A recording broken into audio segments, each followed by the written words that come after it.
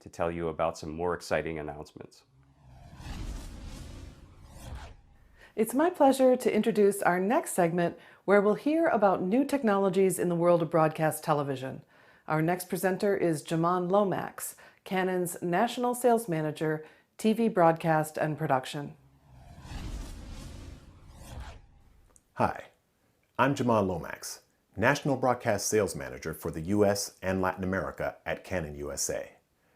I'm here today to tell you about the latest introduction to our award-winning lineup of 4K UHD broadcast lenses. For over 60 years, Canon has been a trusted name in broadcast optics. As productions have advanced from standard definition to HD and now to 4K UHD, Canon lenses have been there every step of the way. Our gear can be found on the field, in the studio, and on the streets, delivering captivating imagery for some of the most watched moments in our history. Throughout our decades in the industry, we have worked hand in hand with leading broadcasters and broadcast camera manufacturers to develop new products and technologies that advance the art form of imaging. When 2020 began, Canon had the largest lineup of 2/3 inch 4K lenses in the world, with 17 different options to choose from. Now we're adding an 18th lens to the team. Back in 2018, we introduced the CJ18x7.6 as a versatile mid-range option in our UHD GC line of cost-effective 4K UHD portable lenses.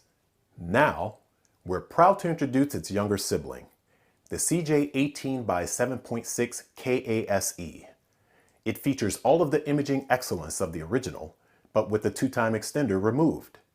By eliminating the extender, we're able to maintain a compact and lightweight design in order to meet the versatile and ever-changing needs of a broad range of video productions.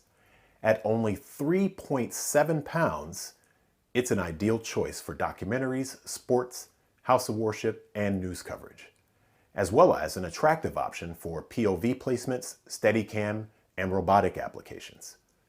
The new KASE lens delivers 4K UHD quality at a price point that matches well with many lower-cost 4K cameras in the market today. This lens achieves high-level 4K UHD performance across the entire zoom range of 7.6 to 137 mm, all thanks to Canon's proprietary optical design technology. In addition, the lens supports the BT 2020 wide color gamut, which is essential to HDR imaging. The ergonomics and digital servo controls of the lens are similar to Canon's current lineup of portable zoom lenses, providing users with maximum mobility in a variety of shooting situations. When combined with the rest of our UHD GC and UHD XS lenses, we now have an astounding lineup of 18 4K UHD broadcast lenses, all capable of satisfying your creative needs regardless of application. 5 super telephoto box lenses covering a broad spectrum of zoom ranges for capturing sports, concerts, and live events, while the UHD Digi Super 27 offers a powerful in-studio solution. On the portable lens side, we now offer 12 ENG EFP solutions for originating 4K UHD imagery. When you combine this diverse array of lensing options with Canon's reputation for optical precision and our award-winning customer service and support, it's no wonder why we've been the brand of choice for some of the most significant broadcasts in the world. And now, to tell you a bit more about our latest broadcast offerings, my colleague and friend, Larry Thorpe. Thank you very much, Zhiyun. It's a pleasure to share information with you all about Canon's new advanced broadcast lens controllers. At the same time Canon was developing a major breakthrough in long zoom field lenses, our engineers had also elected to develop a game-changing advance in the lens controllers. To set the stage, the full servo system is an all-electronic control system, and shown here is the focus demand controller. And shown here is the companion electronic zoom demand controller. On the right is the new focus demand, and one can see an immediate difference with the standard controller on the left in the form of a built-in electronic display. Equally with the new zoom demand, you will note that it too has a built-in display. These two new controllers will work with all of our broadcast lenses listed here, the box and the portable lenses, and both HD TV and 4K UHD lenses, and our Cine Servo Super 35mm lenses. We will now look more closely at the focus demand. Here we show the physical challenge that confronts the camera operator, namely the heightened sensitivity of that physical control knob as the resolution of the lens camera system increases. In 4K UHD, only a small movement of that knob makes a significant change in focus. This shows the technical details of the new focus demand controller. Note the buttons and switches that are not on the standard controller. They facilitate the presetting of a number of operational modes, each one specifically tailored to a unique shooting environment.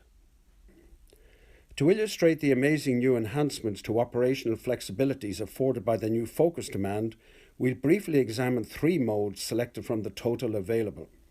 Fine Focus Mode 1 is tailored to the quite special shooting environments of broadcast television coverage of live stage shows, a major element within outside broadcasts around the world. Typically, the lens is at the back of the opera house, theatre or auditorium, and the camera operator finds the central focus point for the on-stage talent. During rehearsal, the range of required focus changes is established, and now the focus demand is preset to provide that restricted optical focus range, but with a wide knob rotation range. This facilitates very precise focusing on the chosen subject. Here you see the diagrammatic representation of Fine Focus Mode 1 setting, and on the right is shown the representation as it appears in the focus demand display. This picture illustrates a live opera scene being televised with the camera operator using the Fine Focus Mode 1 to achieve a beautifully smooth and high precision focus on a facial close-up, very common in operatic broadcasts. In live television coverage of theatrical stage dramas, the need for facial close-ups is also common. Finally, this fine focus mode allows very smooth and precise live rack focusing between different talent on a stage. Our second operational mode that can be preset is Focus Range Limit. Here the desire is to be able to refocus subjects whose movements are limited. Here the camera operator prefers to achieve these adjustments with a limited amount of focus knob rotation, showing the diagrammatic representation of limitations to both the focus range and the knob control range around the chosen central focus, illustrating the limited knob rotation to refocus on different subjects. The third mode is termed Control Range Limit, and it's the virtual opposite of the Fine Focus Mode 1. Here the camera operator seeks a wide range of optical focus control, but implemented with a small range of focus knob control. The diagram illustrates this, and the associated display portrayal is shown, illustrating the normal action of the focus knob, showing the achievement of a substantial readjustment of focus, but achieved with a curtailed range of focus knob rotation. Now we turn to the new zoom controller. Like the focus demand, this zoom demand has buttons and switches that allow a wide variety of operational controls to be preset. This new zoom demand retains all the traditional programmable functions that have been in zoom controllers for many years, but it has some interesting additions. The built-in display greatly facilitates the many presetting options. The display supports easy selection of the desired zoom control curve. It also facilitates the reversal of the thumb control rocker to cater to the preference of different camera operators. Up next, we have Nate McFarlane, a senior specialist in our Quality Assurance and Control Division, who will walk us through the latest developments for Canon's line of 4K reference displays. Hi, my name is Nate McFarlane, Senior Quality Engineer for Canon USA. Today, I'm pleased to announce exciting new feature and firmware upgrades coming to our DPV lineup of professional HDR reference displays. Our frequent product updates strive to continually push the boundaries of our displays, ensuring that our users can confidently tackle any challenge of SDR or HDR video production. This iteration that's set to release later this year is no different. Let's review some of the highlight changes coming with these exciting new updates. Let's start right away with some breakthrough image quality improvements. When shooting HDR content, preserving details in both the deepest shadows and the brightest highlights is of utmost importance. Keeping this in mind, I'm pleased to announce today that due to improvements in both our image processing and local dimming algorithms, our 2411, 1710, and 1711 displays will now all feature an improved full-screen black level of 0.001 nits, which is a major upgrade from the previous 0.005 nit specification.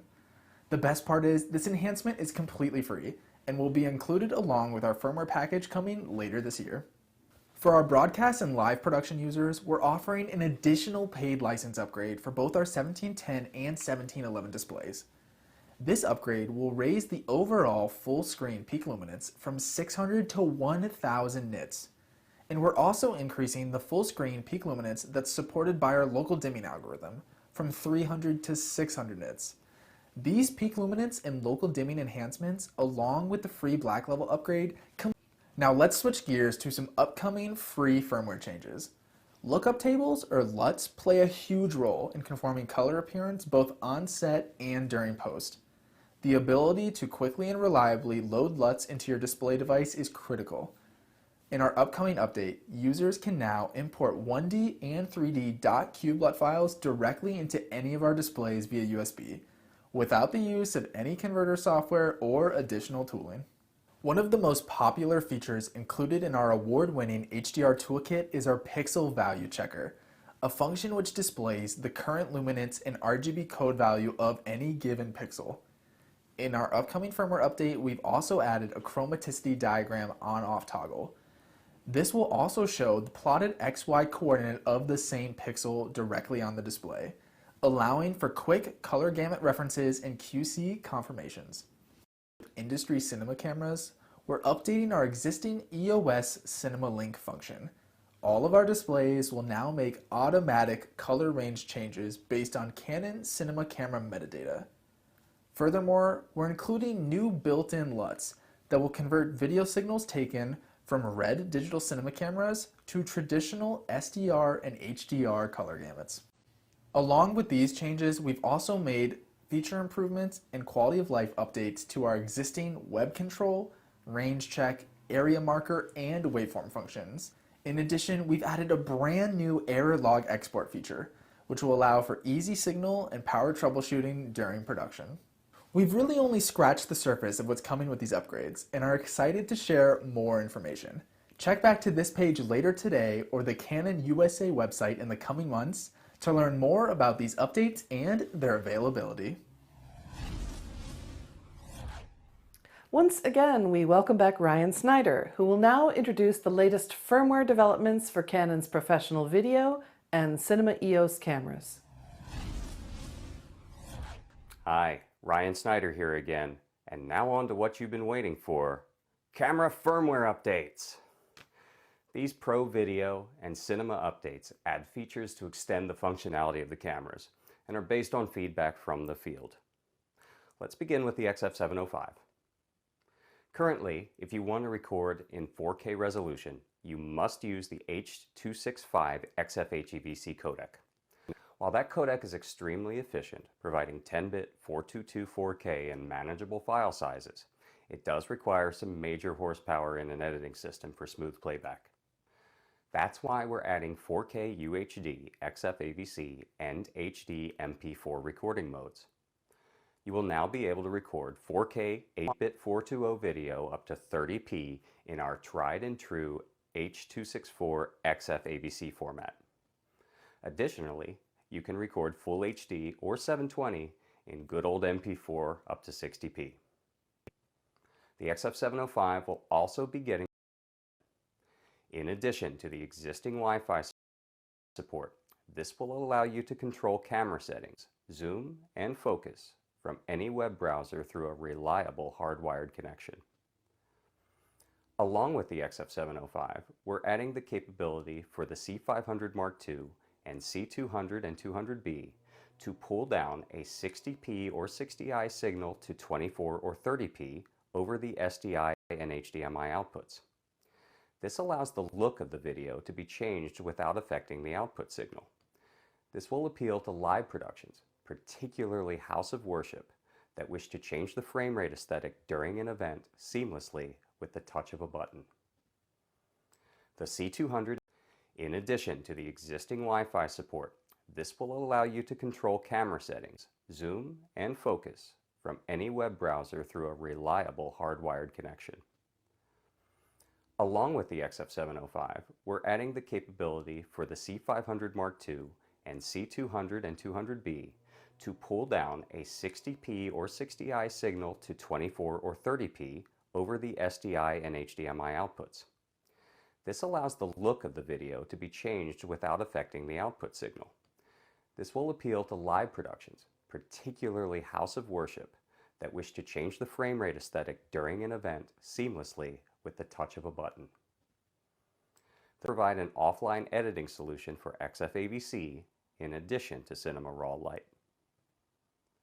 There's a new menu option which allows the file names to be identical when recording in double slot mode.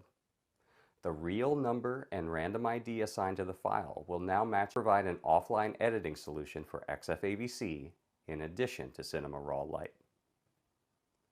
There's a new menu option which allows the file names to be identical when recording in double slot mode.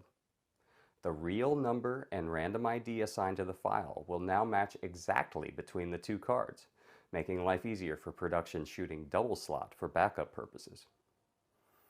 XFAVC long GOP support will be added, allowing for smaller file sizes in both 4K and HD.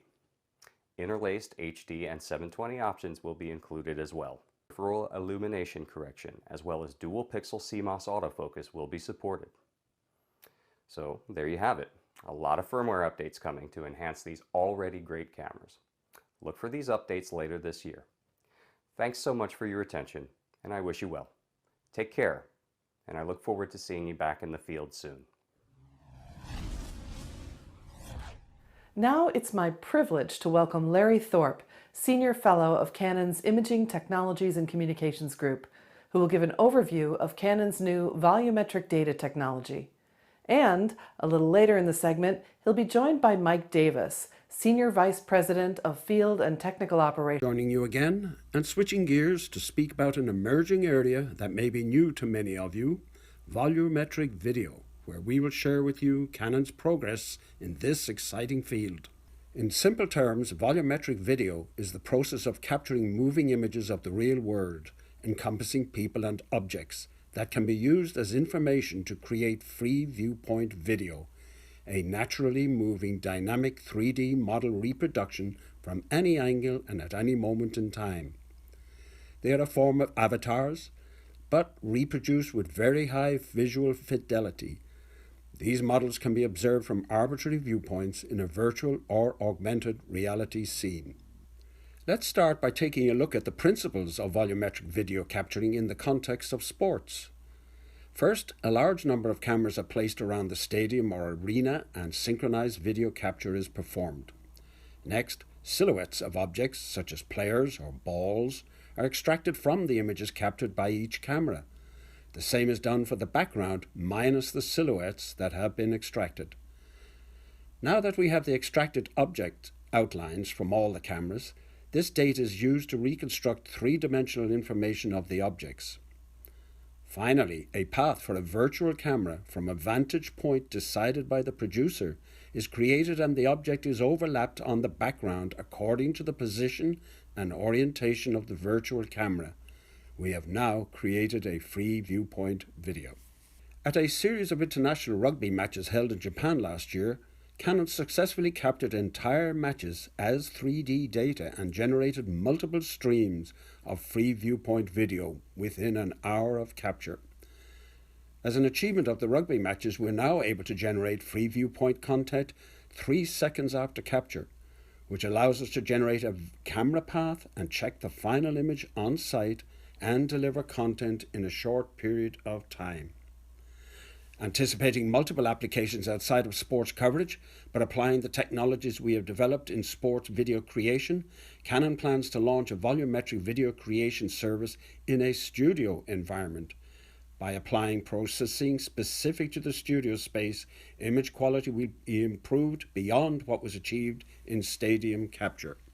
A volumetric video studio is being prepared in Kawasaki less than half an hour outside of Tokyo and will be opening, hopefully, in mid-May. Following are features with the planned volumetric video studio.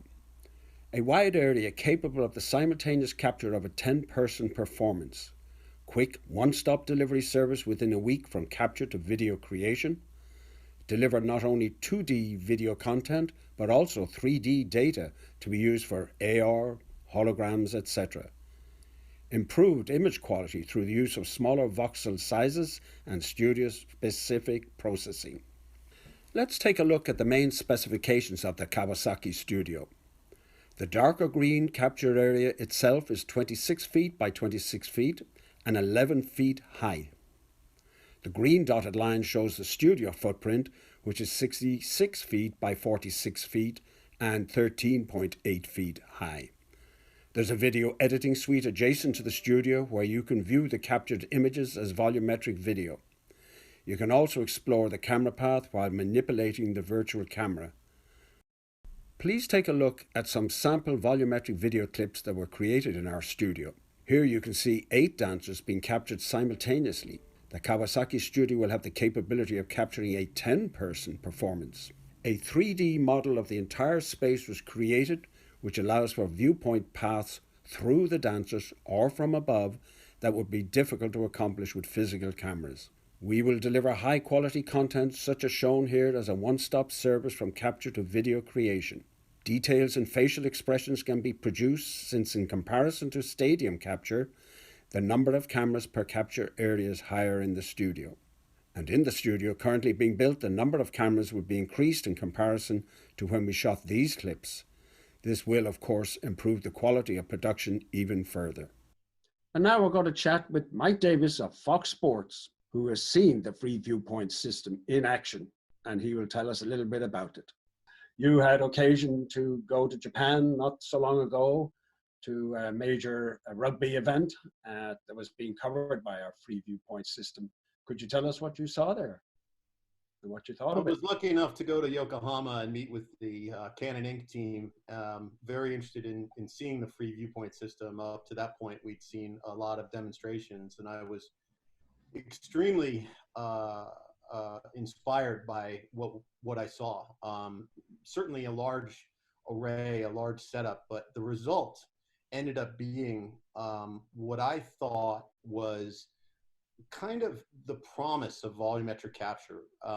We've been thinking about volumetric capture for a while, but what I saw was volumetric capture in action. And by that, I mean a camera that can basically be placed anywhere on the field of play to get any angle at any time. And what was amazing about it was that it was done in near real time. And why do you think, you say you've been looking at volumetric capture, why do you think volumetric capture is important to the sports industry? Larry, I think that volumetric capture is the holy grail of sports coverage. It allows a completely new point of view for the fan. For time immemorial, we have been shooting sports from the outside in. We've got plenty of cameras that shoot, many with very nice Canon lenses on them, that shoot the action from the stands, from the camera positions. Volumetric capture was always interesting to us, even in its theoretical phase, of being a way to shoot a sport, to shoot an event from the inside out, to get the kinds of viewpoints that, quite frankly, our newer audiences, our younger demographics are used to seeing through video games and the types of interactions they have every day. So we thought that volumetric capture in general was a way to achieve a digital rendering of the entire production so that you could go back and look at any number of angles in any possible angle that you might be able to come up with, and to do it with a free range of motion while the action was actually going on was an absolute eye opener for us. The fact that the recreation are essentially avatars of the actual players, does that affect the reality of it from the viewer's point of view, or is the assumption that they may not know? I would actually debate the point that they were avatars. I would say that by using the array of free viewpoint cameras and the processing in the background, basically creates a three-dimensional picture of the athletes, not unlike you see on TV. So whereas previous technology has actually used avatars to, I would say, simulate the action, I think that actually gathering the information in digital, in real space, and turning it into a digital 3D model essentially goes way beyond using avatars. I mean, these are recreations that show the movements of heads and extremities, that show the ball. I mean, it is the event. And do you see it being favorable to one particular sport over another, or do you think in the longer term it has applications for virtually all sporting events? I think volumetric capture probably has applications for every sporting event out there. The weight on volumetric capture is simply the size of the arena that you're attempting to capture. So, you know, the larger the arena, the larger the array of equipment. So that could be problematic, or at least something to overcome. However, I think that in time, every event, whether you're talking about basketball, fighting, certainly football, and as we've seen, rugby and American football, of course, as well, could definitely benefit from volumetric capture. I think it's just a matter of the installation and the hamsters and wheels that make it go. And apart from outside broadcasts of sporting events and other things, do you see applications for volumetric capture in the studio, in entertainment, in other television genres? I think that capturing anything in the entertainment world would also be very useful. If you think about concerts and performances and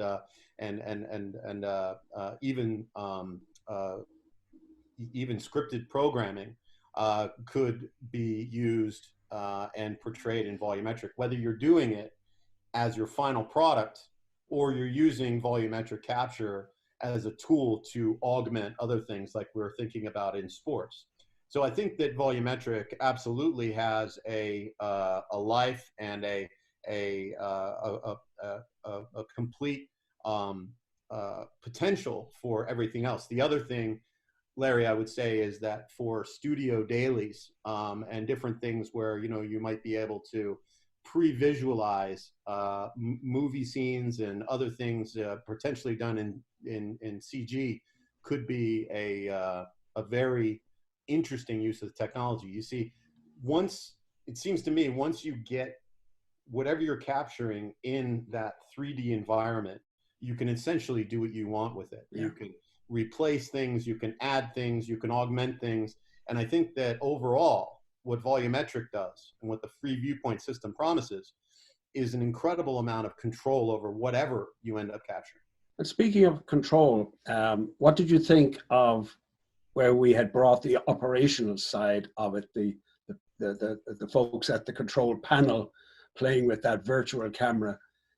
Is that at a level where it's workable for operators around the world? Well, I think that what I saw in Japan were controls that were very similar to those that are used by Skycam or SpiderCam, where the operators were allowed to fly around in free space using joysticks, and then they combine that with a methodology of keyframes to come up with the replay. So I thought that it worked both in the live space. In other words, a trained operator could actually follow the action live, and in the post space of creating different looks and events and walkthroughs of various areas of interest that can work as well. So I think we saw both sides in Japan. Well, frankly, I think that does it. That wraps up I think you've given us a great overview of what you saw and what you think of the capability of Preview Point. And we thank you very sincerely for that. Well, it's been great for me to see the progression, and I'm looking forward to seeing what Canon does next with it. Very good. Thank you, Michael. All right. Thanks, Larry. Take care.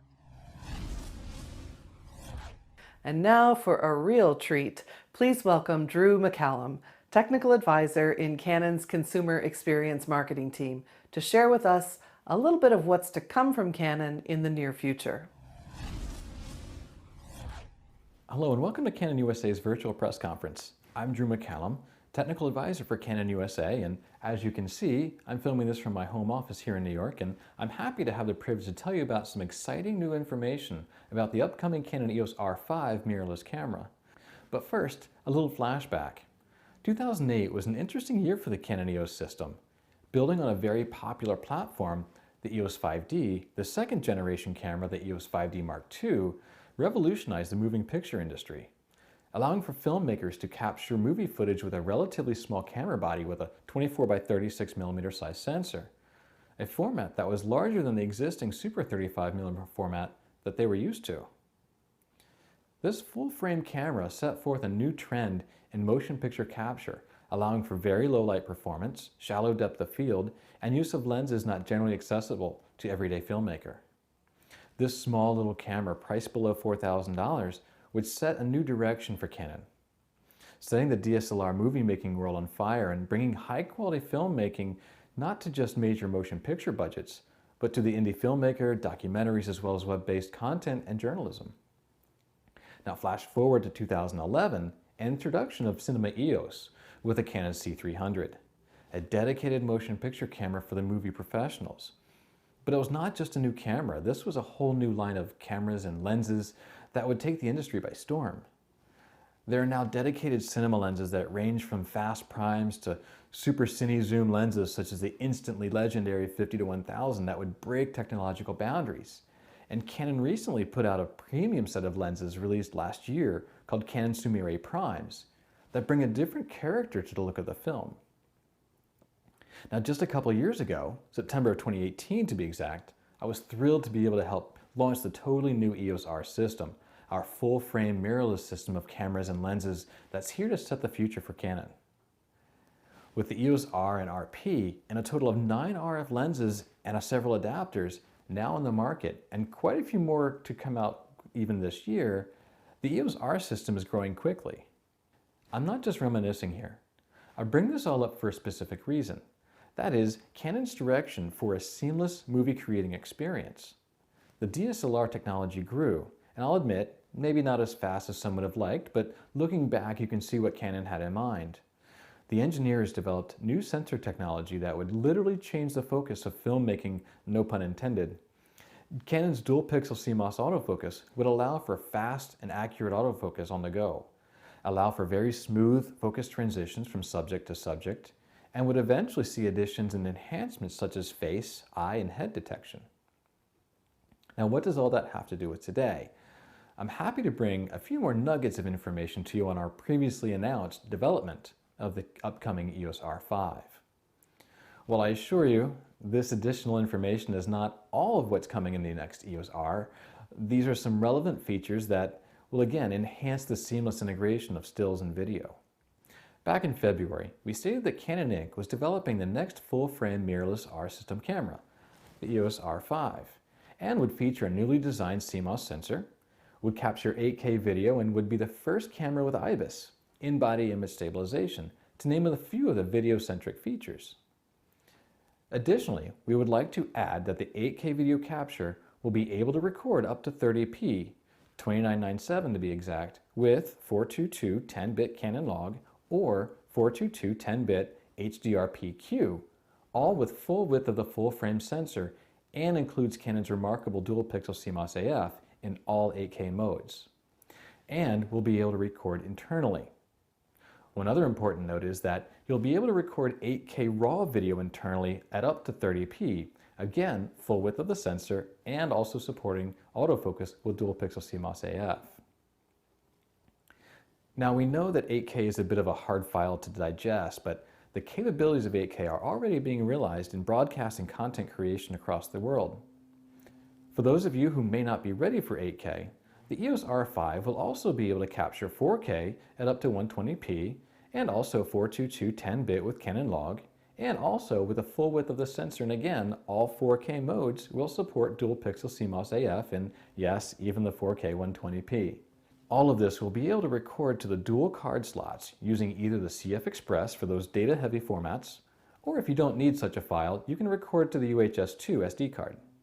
To enhance the stability of the footage, Canon is introducing sensor-based IBIS, in-body image stabilization, that when combined with Canon lenses will offer optical and in-body stabilization combined together. Autofocus has also greatly been enhanced, and you can see some of the technology in recently announced and now shipping EOS 1DX Mark III. With new technology, we're able to track your subject's head, face, and eyes, and for you nature and wildlife filmmakers, a new animal detection autofocus technology has been implemented, tracking the animal's face, eye, and body of the animals such as dogs, cats, and birds. Now that's it for me for now. I assure you we've not revealed all the advancements of the EOS R5 camera yet. There are a lot more to come. We are working on that, plus a few more lenses for this year, so keep watching usa.canon.com for more information about the upcoming EOS R5 and more products coming soon. Thank you all for spending some time with us today. We hope you found this information about what's to come useful and exciting. Please revisit this webpage, www.usa.canon.com/VPC2020, in the coming days for this video, as well as additional resources and materials about our new announcements and introductions. Thank you again for joining us, and stay well.